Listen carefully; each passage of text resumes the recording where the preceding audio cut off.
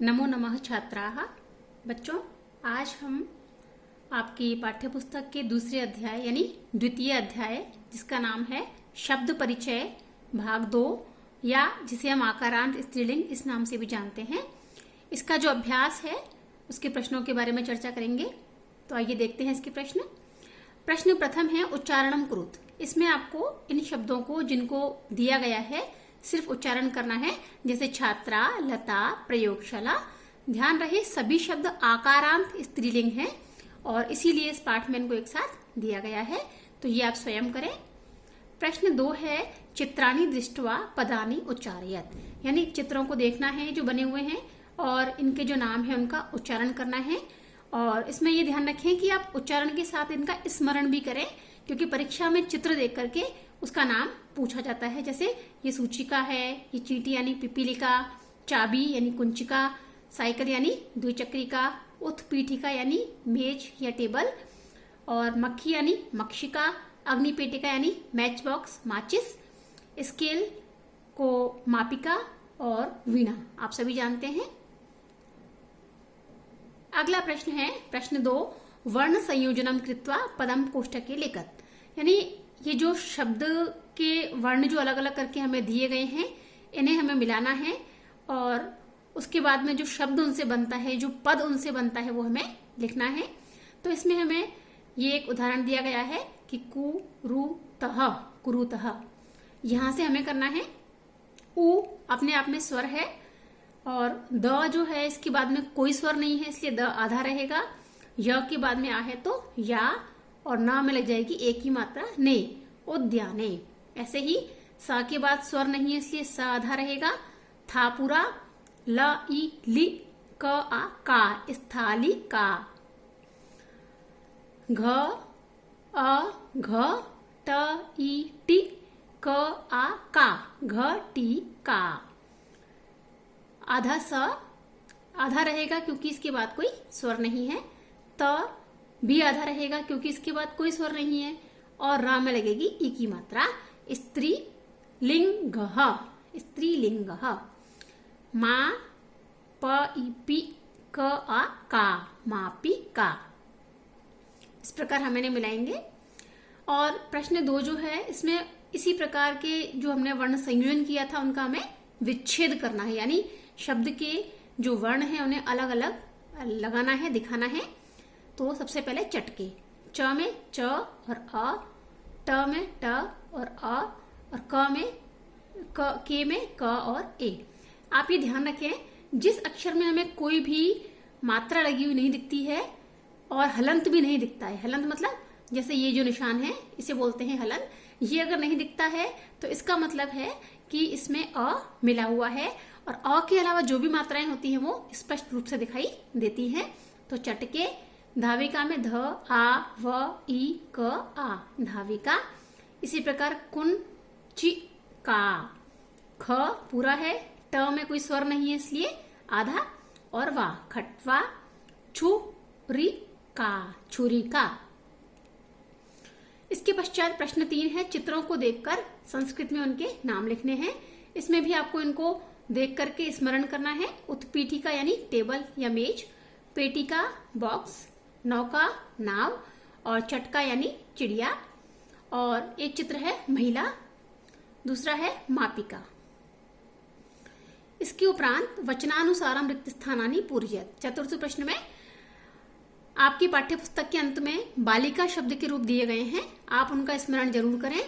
और चाहे बालिका हो, लता हो, गीता हो, पेटिका हो, खटवा या रोटिका सा, ये सभी शब्दों में एक बात सामान्य है कि ये आकारांत स्त्रीलिंग शब्द हैं।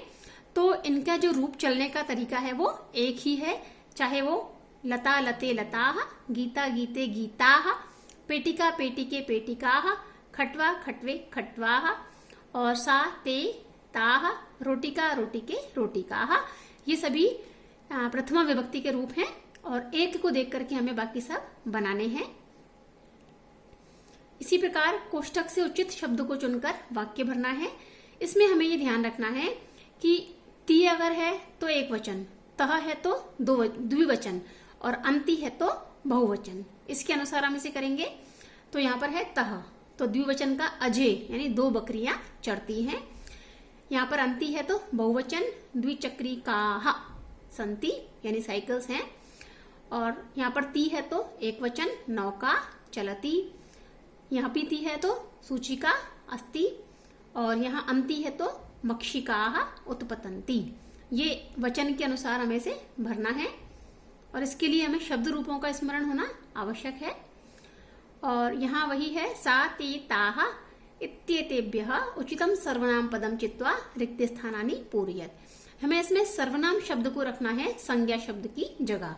जैसे हम बोलते हैं महिलाः, तो हम इनके लिए बोलते हैं वे, तो इसमें कौन सा सर्वनाम आएगा इसका हमें ध्यान इस प्रकार रखना है। यदि एक वचन है तो सा, द्विवचन महिलाओं में है या स्त्रीलिंग में है तो ते, और बहुवचन है तो ताः। इसके लिए भी हम ती, तह और अंति का सहारा ले सकते हैं। जिस प्रकार ती है तो एक वचन में सा, तह है तो द्विवचन में ते, और अंति है तो बहुवचन वाला ताः।